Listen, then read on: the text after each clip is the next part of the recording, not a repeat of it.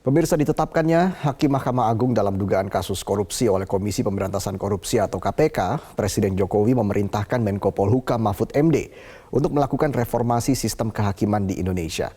Lalu bagaimana DPR RI menanggapi rencana ini?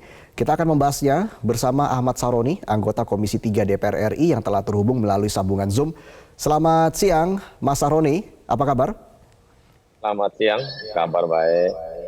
Baik, instruksi Presiden sudah jelas segera melakukan reformasi hukum. Perintahnya ditujukan kepada Menko Polhukam. Bagaimana Mas Saroni melihat hal ini? Sangat bagus sekali ya. Yang pertama adalah bagaimana para stakeholder, para pihak untuk dimintai pandangan terkait dengan reformasi hukum yang diperintahkan oleh Bapak Presiden. Kita jangan terburu-buru karena kita harus melibatkan para pihak untuk dimintai pandangannya terkait dengan perkara yang sedang ramai di KPK. Karena itu kita sebagai anggota DPR memberikan apresiat kepada Bapak Presiden memikirkan tentang apa yang menjadi konsen pada penegakan hukum dan pengawasan yang harus dilakukan oleh para hakim DMA. Nah, saya kemarin ada menyarankan untuk pengawasan penuh dilakukan oleh lembaga yaitu KPK langsung. Kenapa? Karena untuk tidak terulang kembali hal-hal terkait dengan penegakan hukum di Mahkamah Agung. Ini penting karena selama ini kan tidak ada yang mengawasi. Nah, ini menjadi bagian tanggung jawab kita semua dan kita akan memintai pandangan-pandangan tentang pola pengawasan terhadap Mahkamah Agung. Oke, Anda menyoroti soal pola pengawasannya, tapi kalau kita bicara soal reformasi hukum, sebenarnya apa hal paling mendasar ini yang perlu dibenahi? Ya, sebenarnya gini, kalau yang paling mendasar ini kan awalannya adalah pengawasan. Karena superbodinya Mahkamah Agung tanpa pengawasan dan akhirnya kita lupa dalam rangkaian apa yang dilakukan para mereka sebagai wakil Tuhan. Nah, ini sebenarnya mudah bila mana ada pengawasan yang lebih konkret, lebih bersih, lebih hebat, dan tentunya tidak akan terulang kembali apa yang terjadi pada 2 minggu yang lalu.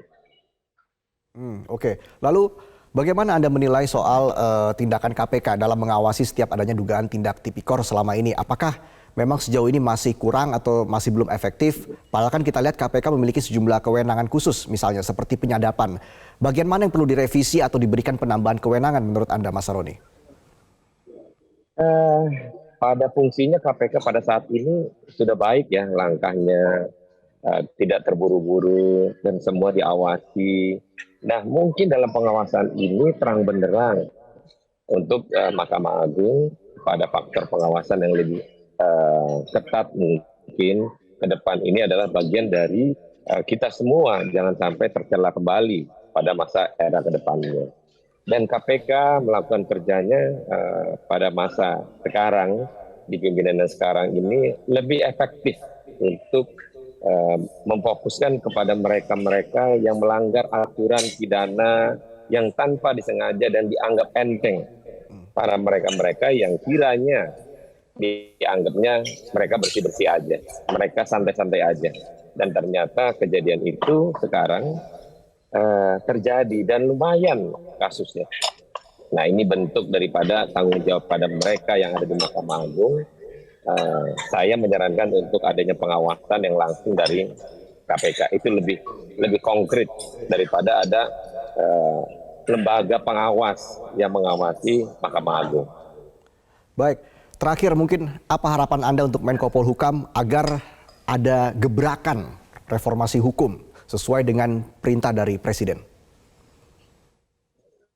Nah, saya percaya apa yang akan dilakukan Pak Mahfud MD, Pak Menko Polhukam, karena beliau juga praktisi yang ahli di bidangnya.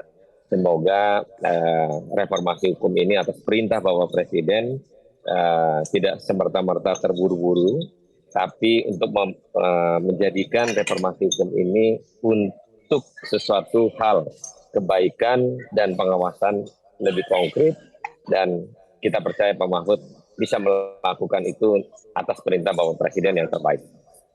Baik, terima kasih anggota Komisi 3 DPR RI fraksi Nasdem, Ahmad Saroni, sudah bergabung bersama kami di Metro Siang.